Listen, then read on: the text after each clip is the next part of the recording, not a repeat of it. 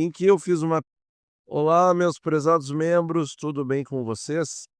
Então, hoje nós vamos gravar aqui um conteúdo exclusivo em que eu fiz uma pesquisa sobre os problemas, os riscos, os perigos do investimento no exterior. Mandar reais para fora do Brasil, tá? Bom, isso se tornou fácil, um lugar comum e muito motivado por diversos youtubers. Tem uma youtuber em específico que diz que é a única solução, etc, etc, etc. Então eu elenquei várias coisas aqui e fui pesquisando para ver quais os prováveis problemas, quais os riscos que a gente não enxerga e algumas armadilhas aí que podem acontecer. A primeira coisa que a gente vai destacar, e tem muita coisa, certo? É o imposto de herança norte-americano. E as pessoas simplesmente não conhecem isso. Muitos brasileiros acreditam que as leis de sucessão nos Estados Unidos são iguais às do Brasil, o que está longe de ser verdade. A questão é o imposto sobre herança. Então, por exemplo, se você vinha fazendo aí o seu pé de meia e digamos que você atingiu uma quantia significativa, a parte que não paga, a parte isenta, é de US$ 60.000, ou seja, não é prudente considerando esse aspecto exclusivamente, passar desse valor. Por quê? Porque, por exemplo, vamos dizer que a pessoa atinja US$ 200.000 e digamos que aconteça uma tragédia, tá? Claro, o assunto é delicado, mas a pessoa não estava pensando ainda em sucessão, tá? E estava fazendo investimentos ativamente e tinha, digamos, US$ 200.000 no exterior, o que dá R$ 1 milhão no Brasil, vamos fazer simplificado, 5 para 1. E tinha também R$ 1 milhão em investimentos no Brasil, 1 milhão lá fora, 1 milhão aqui. O que que acontece? O imposto e aí a pessoa subitamente, né, falece, tá? Estava ativo, estava investindo, estava fazendo as coisas, foi um choque, foi uma surpresa. Então, quanto que paga? Até 40%, pessoal. Então, do R$ 1 milhão, imagina ter que deixar 400.000 pro fisco americano, né? Isso aí é muito complicado. Aqui no Brasil, mas vai ter que gastar com inventário. O gasto com inventário vai girar em 10 a 15%, pessoal, é incomparável. Mas essa tendência de taxar a herança e tal, tá chegando para o Brasil. Sim, mas ainda não está no nível dos americanos. Eu não duvido que um dia não fique igual. Enfim, vou parar por aí, né. Mas a verdade é que hoje não é assim. Hoje, a herança no Brasil não é taxada como ela é nos Estados Unidos, né. Bom, aí temos também outra lei que mudou, que é o seguinte: até pouco tempo atrás, havia isenção para vendas de até R$ 35.000 por mês. Então vendeu alguma coisa no exterior ou teve um rendimento no exterior, fez um lucro ali e tal, fez um resgate de 35.000, tem que pagar imposto de renda agora e isso tinha essa isenção e não existe mais, tá. Então muitos investidores ainda estão fazendo as coisas como se esse imposto não existisse. A questão é que, se o fisco pegar, através de algum acordo aí de cooperação de dados, alguma coisa nesse sentido, vem multa pesada. Bom, que outros riscos nós temos ao investir no exterior? Embora a Avenue e outras tenham interface em português e suporte no Brasil, a conta está custodiada lá, nos Estados Unidos. Então, por exemplo, se houver um problema legal, a corretora lá deles sofreu uma intervenção, um processo de recuperação judicial, tudo segue a lei americana. Então, lá eles têm um FGC? Tem, se chama SIPC. e o limite é US$ 500.000, 2,5 milhões de reais, se a corretora quebrar. Mas essas disputas podem envolver contratação de advogado contador no exterior, outra legislação, outro idioma, então, ou seja, a dor de cabeça vai ser maior, tá. Bom, e também existe a questão do poder de polícia, né, então, o bloqueio de contas no Brasil por um juiz, tá, não alcança automaticamente as contas no exterior, mas a justiça brasileira pode intimar o investidor a repatriar valores, se houver uma suspeita forte de alguma coisa. Então isso também pode acontecer no âmbito de algum julgamento, de alguma coisa. Então também é um risco existente. Bom, voltando aqui, pessoal, tem outra informação que a gente também precisa comentar sobre o FGC americano, dos US$ 500.000. A questão é a seguinte: ele não cobre fraude do emissor, tá vendo? Não cobre erros de gestão. Então, realmente isso fica bem mais complicado, porque casos que acontecem aqui no Brasil, eu não vou citar nomes, mas eu acho que todo mundo está entendendo, poderiam não ser pagos pelo FGC americano se ocorressem lá. Vocês estão entendendo? Então não é uma coisa tão óbvia, tão direta assim como a gente pensa, porque o brasileiro pensa muito assim: "Ah, eu invisto em tal coisa, não é pelo FGC, em CDB de qualquer banco e o FGC me protege sempre".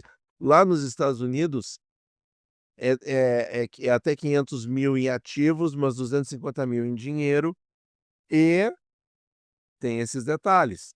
Se houver fraude, se houver, eh, má gestão, por exemplo, eles não vão cobrir.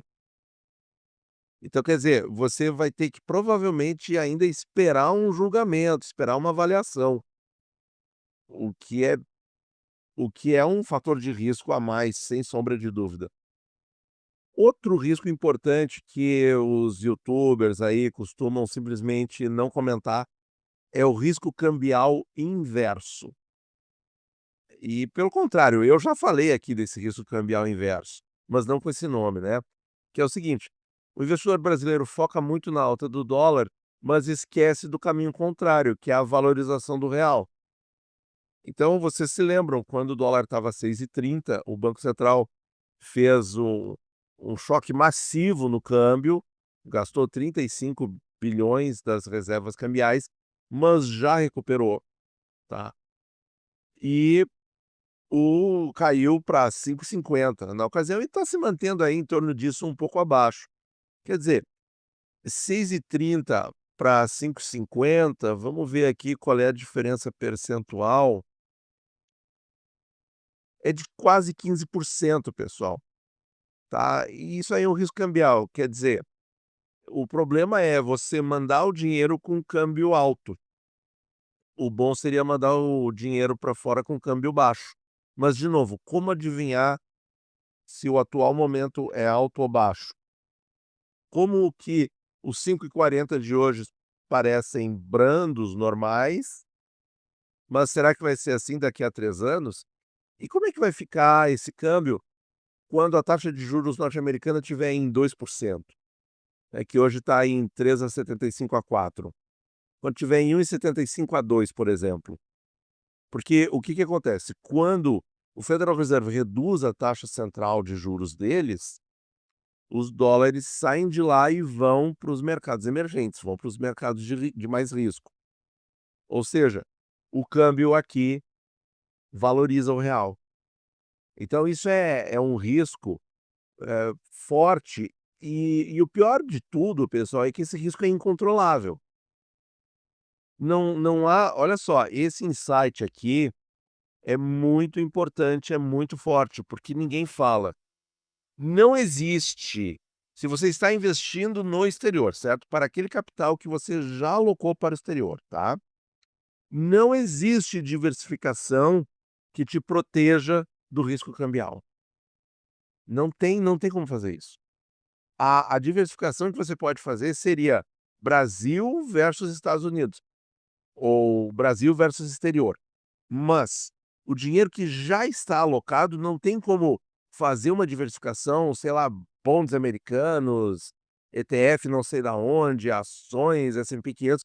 Não, nada, nenhuma diversificação consegue, te proteger do risco cambial. E isso ninguém diz. Não, isso simplesmente é uma coisa que é esquecida, digamos assim.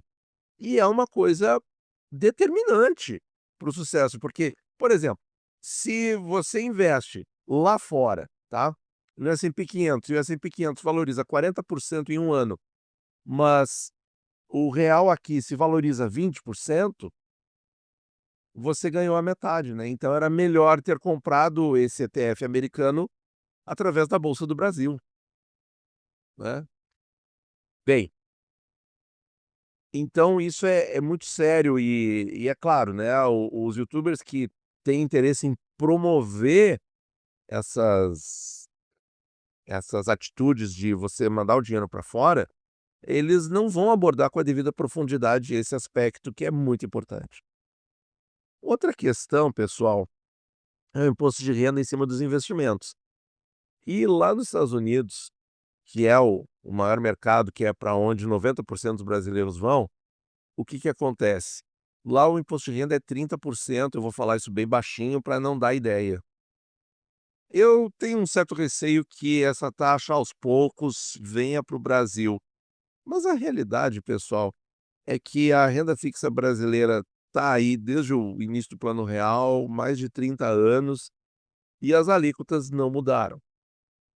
Houve uma tentativa o ano passado com a MP 1303, mas vocês viram como foi complicado e, para falar bem a verdade, o governo não teve chance de conseguir aprovar aquilo, né.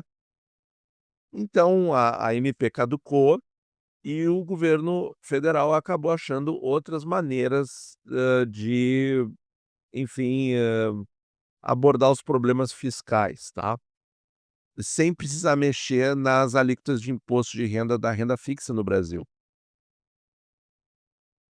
Mexeu um pouco na tributação da renda variável, sim, isso é verdade. Mas lá nos Estados Unidos é 30% na cabeça sempre, tanto para renda fixa quanto para renda variável, inclusive nos dividendos.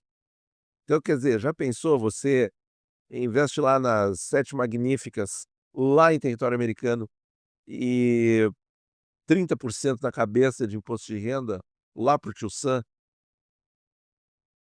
e bonds que pagam juros, né, os títulos americanos que pagam juros, os prefixados com juros semestrais deles.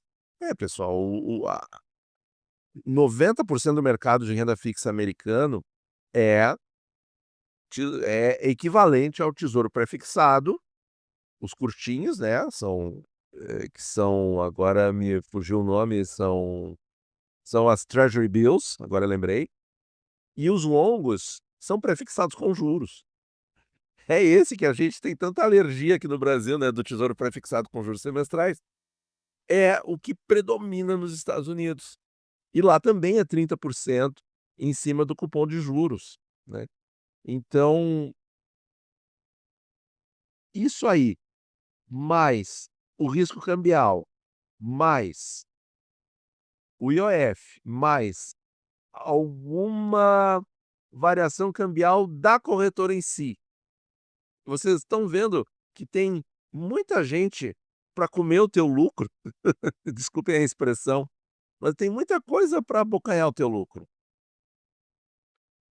E aí essas perdas já podem chegar a 40%, quer dizer, de você não conseguir ver 40% do seu ganho. É complicado demais isso aí, né.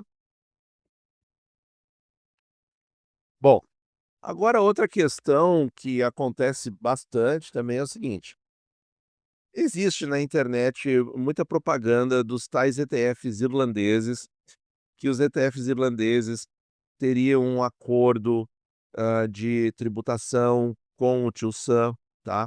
E aí os ETFs sediados na Irlanda, eles reinvestem automaticamente os dividendos ou os cupons de juros e pagam 15% apenas de imposto de renda. E nos Estados Unidos, os ETFs não reinvestem, eles pagam para o investidor e você já perde os 30% ali, quando não for mais por outras boquinhas que estão comendo esse lucro, tá. Então os ETFs irlandeses seriam muito melhores nesse aspecto. Bom, é questão de estratégia de investimento, mas a questão tributária, sim, tá, seria mais interessante. Mas aí o que que acontece? Os ETFs irlandeses, você não consegue acessar pelas corretoras comuns. Essas, Inter, Avenue, Nomad, por aí vai. Você teria que ter conta numa corretora que permita operar na bolsa de Londres. E aí, pessoal, já começa assim, ó, é comum, tá, na bolsa de Londres a corretagem custar $5 ou 5 libras, dependendo de quem está operando ali, enfim, do plano, etcétera. Então, quer dizer, $5, tá, se você gasta $5 só com a corretagem, vale a pena investir $500 e perder 1%? Isso é uma pergunta. Agora, por exemplo, o recomendado, assim, né, seria, então, fazer um investimento em que esses $5 fossem correspondentes a 0,2%, para ficar um custo aceitável, digamos assim. É que é o equivalente a uma taxa B3 do Brasil, 0,2% ao ano, né. Então você pagaria uma corretagem para comprar de 0,2%, qual é o investimento mínimo? Então para chegar nos onde os $5 correspondem a 0,2%, $2.500, ou seja, R$ 12.500. Quem que vai ter condições de fazer aportes mensais periódicos nesse volume? Muito poucas pessoas, né. Então vejam como realmente falar de ETF irlandês na internet chega a parecer uma piada frente a esses números que eu estou mostrando para vocês. Piada de mau gosto, eu diria, tá. E claro, eu não diria que, por exemplo, muitos de nós aqui não pudesse fazer esses investimentos, até poderíamos. Mas aí eu pergunto, tá, e consegue diversificar e investir uma parcela igual a essa no Brasil também, na Irlanda, nos Estados Unidos? Aí a coisa já começa assim, bom, eu preciso ter 40.000 para investir por mês. Vejam que aí já começa a ficar cada vez mais restrito o número de pessoas para onde isso poderia ser feito com alguma segurança e alguma diversificação, sem pagar um custo abusivo. O que que acontece? O brasileiro se seduz, né. O brasileiro se seduz, ele entra em pânico com questões fiscais. Claro, é motivo para zelo e preocupação? Sim, é, mas não para entrar em pânico, certo? E aí ele acaba tomando decisões emocionais e não avalia esses custos terríveis.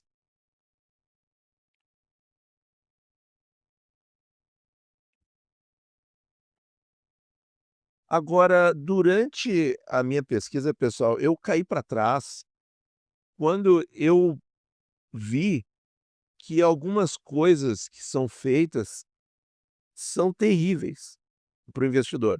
Por exemplo, você entra numa corretora para operar internacionalmente e você vai comprar coisas na bolsa de Londres ou na bolsa do Japão, ou na zona do euro, tá, que zona do euro é diferente do Reino Unido, e é diferente dos Estados Unidos, obviamente. Pois bem, no primeiro momento, quando você faz o aporte para a corretora internacional, ela coloca esses valores, transfere em dólares.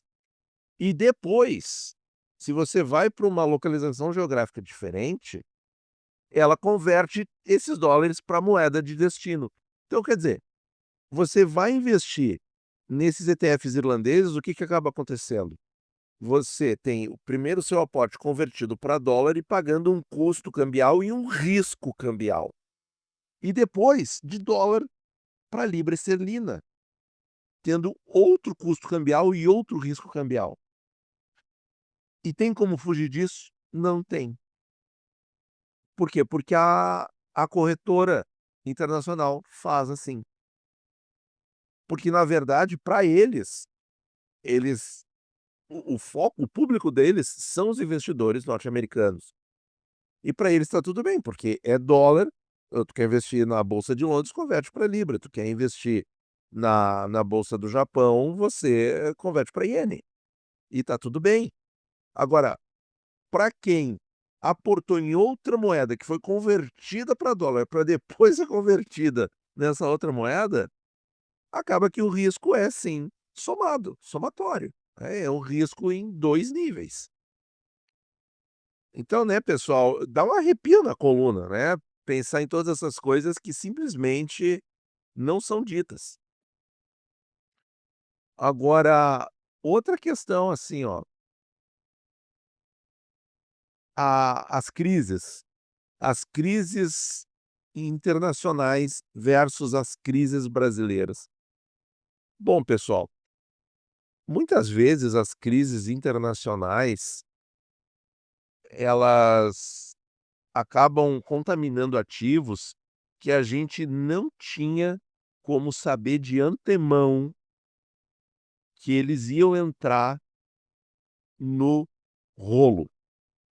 Por exemplo, existiam muitos ativos de dívida podre na crise do subprime de 2008 que esse risco simplesmente não aparecia, ou que, pelo contrário, eles eram emitidos por bancos AAA, e esse AAA é uma coisa bem traumatizante, vide o caso Lojas A, 3 pontinhos do Brasil, tá. E isso aconteceu aos baldes no subprime, né. Então, se a pessoa e eu vi, tá, eu não só não vou declinar nomes aqui, mas eu vi youtubers falando, de que investem em crédito privado nos Estados Unidos e tem a maior parte da carteira assim, em crédito privado, de empresas americanas. Então, será que essa pessoa não estudou o subprime suficientemente para ter noção de todos os riscos e de todos os ativos podres que foram vendidos naquela época? E que sim, faliram, quebraram muitos investidores? E aí a questão é a seguinte, né: "Ah, mas eu só tenho empresa AAA", mas foi justamente isso que aconteceu no subprime.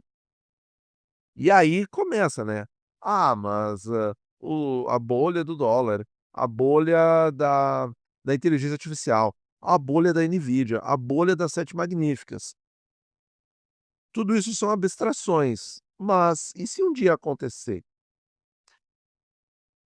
Não tem para onde correr, entende? Agora, vamos falar bem realisticamente e ver as crises do Brasil. As crises do Brasil também ocorrem e a imensa maioria das vezes são por coisas que o próprio Brasil faz, o próprio governo brasileiro faz.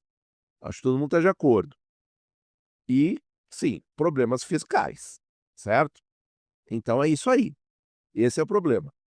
A pergunta: a gente tem proteção contra os riscos fiscais do Brasil na renda fixa brasileira? A maior parte das vezes, você pode argumentar que não.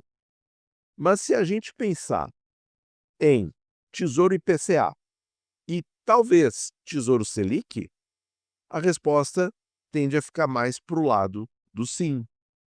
Eu já fiz aqui vários vídeos mostrando que o Tesouro IPCA protege o capital, claro, tirando a questão do imposto de renda, até em cenários de hiperinflação. Já fiz essa simulação muitas vezes no canal aberto e aqui na área de membros.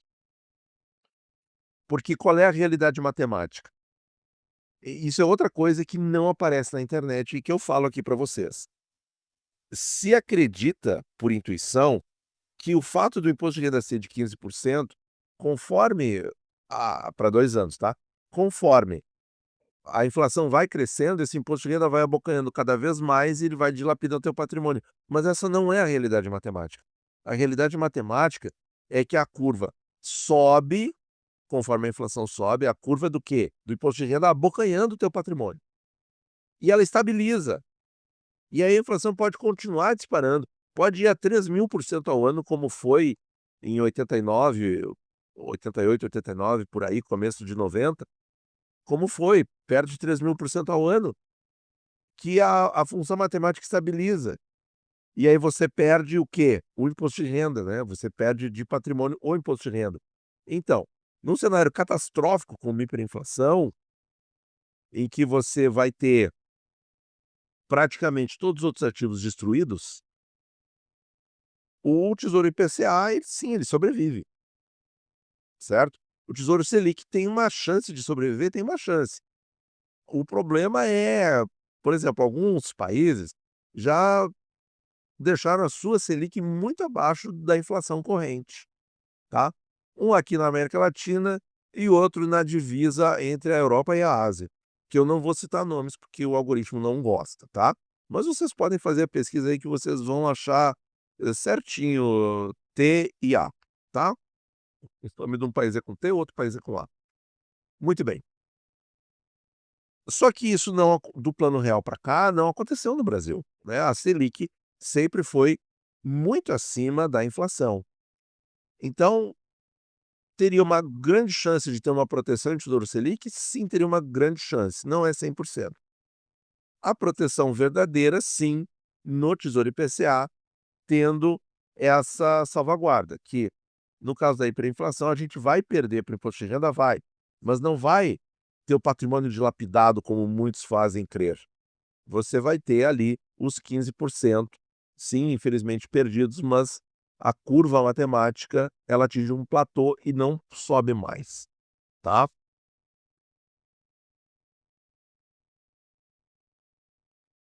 Agora outro risco sistêmico, que esse dá para diversificar, diferente do risco cambial, que uma vez que o dinheiro saiu do Brasil, não tem como diversificar mais o risco cambial, tá? Mas no exterior você tem o risco da inflação em dólar. E isso é um problema, pessoal, porque a maior parte do tempo o juro americano não é alto. O juro americano gira na casa de 2 a 3% com inflação de 2%. Então, essa é a realidade histórica deles. Agora ainda está um pouquinho mais alto, né, a inflação ali 2% alto e o CDI deles em 3,75 a 4%. Bom, na média histórica, em que a inflação é 2 e o CDI deles fica de 2 a 3, você vai ter anos em que o ganho é zero, ou até, hã, como é que se diz? Juro real negativo. Sim, isso aconteceu na pandemia, né, juro real negativo.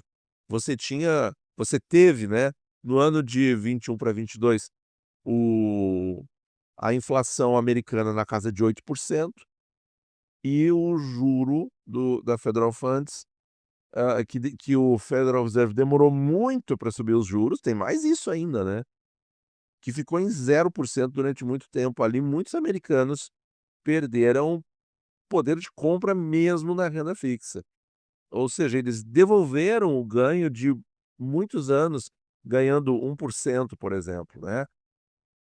Então isso é osso, pessoal, é osso.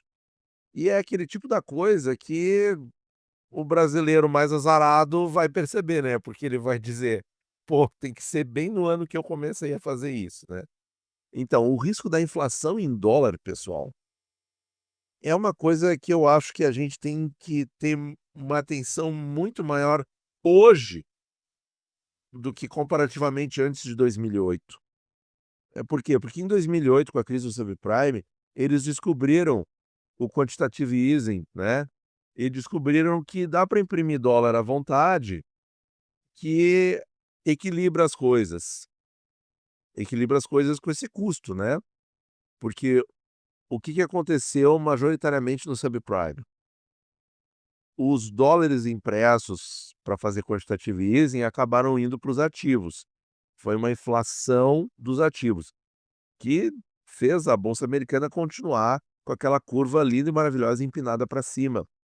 Já os dólares impressos pelo evento da pandemia em 2019 e 20, isso sim bateu na inflação, porque em 21, 22 a inflação americana bateu 8%. Então ali, vejam que o sistema já não estava mais tão forte assim, e ele teve que ceder. Porque imprimiram tanto, tanto, mas tanto dólar, que realmente bateu na inflação. E aí o que que acontece? Hoje em dia, pessoal, esse risco é muito maior do que antes de 2008, né, porque a gente não sabe a dívida americana, ela está num patamar extremamente alto, né, na casa de 30 e tantos trilhões de dólares, é uma coisa assim, chega a ser quase incompreensível em termos de valor. E volta e meia, quase que todo ano, a gente vê as brigas e as discussões, entre, democratas e republicanos, com as devidas negociações, né, políticas, algo muito semelhante à Terra Brasilis, em que, talvez com menos corrupção lá, né, mas enfim, a gente não sabe. E aí, o que que acontece? O Eles fazem essas negociações para aumentar o teto da dívida, e ano após ano, esse teto é aumentado. E o mundo inteiro fica assistindo parado. Pois é, pessoal, é quase isso que acontece, né. Por quê? Porque o mundo precisa de dólares, devido ao comércio globalizado, às economias globalizadas. Então os Estados Unidos ainda passam ilesos por isso, mas a gente não sabe até quando isso vai acontecer. E sim, já há movimentos de vários países, inclusive o Brasil, de começar a ter mais reservas em ouro do que em dólares, né. Então o Brasil começou a aumentar o bra a as reservas internacionais do Brasil ainda são majoritariamente em dólares, em títulos americanos, né, títulos de dívida americano. Mas o Brasil já começou o movimento, como por exemplo ano passado, em que o BC anunciou ali a compra de 15 bilhões não, 15 toneladas de ouro, não foram 15 bilhões de dólares em ouro, foram 15 toneladas de ouro, tá. Outros países que fazem isso, tem alguns tigres asiáticos fazendo isso, tem a China, tem algumas economias na Europa fazendo isso, hã, tem a Rússia que está envolvida numa guerra fazendo isso. E o Brasil, não vamos politizar isso pessoal, mas é uma questão em mercado internacional. Eu acho que o Brasil tem que diversificar, porque a gente não pode ficar sentado esperando dar algum problema nos Estados Unidos. Eu não sou daqueles que pensa que o dólar vai acabar, esse tipo de coisa, mas a gente tem que reconhecer que existe um risco, existe uma dívida extremamente alta da parte deles, e existe essa questão do quantitative easing e da impressão de dólares. Todo mundo sabe disso, o mundo inteiro sabe disso, tá. Só que o que que acontece no YouTube brasileiro, no YouTube ali do QI 83, o que que acontece? "Ah, vamos investir no exterior, vamos isso, vamos aquilo", né. Parece que o risco não existe, né.